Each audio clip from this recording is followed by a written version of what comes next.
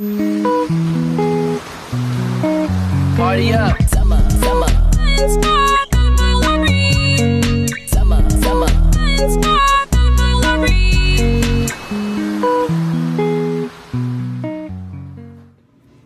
Hi guys! I am Unstoppable Audrey. Welcome to my channel. Thank you for watching. You made a sacrifice. I will make sure your time is worthwhile. Pasensya na sa ganitong boses kasi galing ako sa Millionaire Mind Intensive Seminar last weekend. And sigaw-sigaw kami, sobrang saya and sayaw-sayaw. Sigaw na, you have a Millionaire Mind! Kaya wala na akong boses ngayon. So yeah, today, we will be talking about the JAR system na tinuro sa seminar na yon. So, pero bago natin simulan, I just want to ask you a question. Na-try mo na ba magkaroon ng utang? Yung utang na hindi ka na makatulog? Yung na-depress ka? Yung sa palagay mo, mas mababang uring tao ka? Kasi, sama ng tingin sa'yo ng utangan mo. Yung mga ganyan. Then, this vlog is for you. If wala ka namang utang at hindi mo alam kung anong pakiramdam ng may utang, isipin mo na lang, meron kang medyas na butas at sinuot mo yung medyas na butas. Hindi alam ng ibang tao na butas yung medyas mo. Pero ikaw, alam mo sa sarili mo na butas yung medyas mo. You know the feeling. It sucks. Medyas. Konti na lang, lulusot na yung daliri mo. Ganon yung feeling ng may utang. Ikaw lang may alam, pero ramdam na ramdam mo. So, pero update guys, bayad na ako noong 2017 March. Kaya, thank you Millionaire Mind Intensive Seminar. Doon sa Millionaire Mind Intensive Seminar, lumiwanag sa akin that the single biggest difference between financial success and financial failure is how well you manage your money. Managing your money allows you to create financial freedom so that you never have to work again unless you want to. Sabi nga ni T. Harv Eker, rich people manage their money well, while poor people mismanage their money well. To help us with our money management, we just have to set up 6 bank accounts or 6 actual jars or 6 envelopes. Every time na may mag-receive tayo na pera, kailangan lang natin i-segregate yung bawat pera. Depende kung saan siya talaga nakaalat.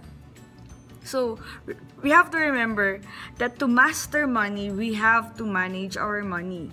So, the allocations are, una, necessities. So, in here, dito natin ilalagay yung 55% ng pera natin, ng sweldo or kinita sa negosyo, 55%. Dito natin kukuhanin yung pangbayad sa rent, sa food, electricity, insurance, bills, etc. This money should be spent only on real necessities. If you think kulang, you need more than 55%, you have 2 options. First option, you have to simplify your life. Alamin mo kung ano yung pwede mo pang itipid. Kung kailangan mo ng tulong, si Brother Bo, gumawa na siya ng libro para sa atin. Meron siyang book, Simplify, you can download that, libre lang. Or kung gusto mo hard copy, meron sa National Bookstore, wala pang 300 pesos ata yun. Pangalawa, we can also choose to earn more. So, ano pwede natin gawin? Marami. Pwede kang mag-extra work. Kung ano man yung ginagawa mo na magaling ka, na masaya ka. Gawin mo yan sa extra time mo. Pag weekends, pwede ka magturo ng stock market sa school, ganyan. Or, pwede ka din mag-ahente. Laway lang ang puhunan. Pwede ka din magtinda ng mga kagamitan o yung mga hindi mo na ginagamit sa online. Pwede ka din magtinda sa mga office mates mo. Kung ano man yung gusto pa. Meron, actually talaga, wala naman talagang ceiling sa income. nasa sa atin lang yon, nasa sa atin lang. Meron nga akong kaibigan, hindi niya maubos yung 55% niya kasi nga 20% lang, solved na siya. Ganon kagaling yun. Actually, nag-quantum leap nga siya eh. If mag-attend ka ng Millionaire Mind Intensive Seminar, doon malalaman mo kung ano ba yung quantum leap. Pangalawa, LTSS or Long-Term Savings for Spending. Magkano ilalagay natin dito? 10%. So, dito papasok yung pangarap nating mansyon sa tabing dagat. Amen. Is that good or good? Good, syempre. Pwede mo din pala dito kuhanin yung pambayad mo ng utang, pero wag mong kukunin sa FFA na i-discuss ko mamaya. Pangatlo, give fund. So, money in this envelope or jar or bank account is for giving away. Pwedeng 5% or 10%. Kapag ka-Christian ka or you read the Bible, 10% yung sinasabi dun sa Malakay. Huwag tayong mag-away, okay? So, yan. Yung 5% na yun is kunin mo nila sa necessities. Dito mo din kukuhanin yung mga pang gift mo sa birthday ng mga friends mo, special occasion, mansarinyo, ganyan, anniversary. Ano ba yung mga sincelebrate? Yung mga ganun. Basta, yun. Pang-apat, play fund. This fund is the magic sauce. Kasi dito sa fund na to, magbabalance natin yung mga spender at saver. Kasi yung mga spender, mapo-force sila to spend less than what they usually spend on luxuries. At yung mga savers naman, they will be forced to finally treat themselves better and enjoy life. Panglima, Eduk Fund. La, grabe, 10% din, Audrey. So, actually, money spent on education, brothers and sisters, is actually your investment to yourself. Sabi nga ni T.R. Becker na naman, you can always be more, have more, do more, because you can always learn more. And the last jar or envelope is the FFA. This will be our golden goose. So, ilan percent ang ilalagay natin dito? 10%. So, yan.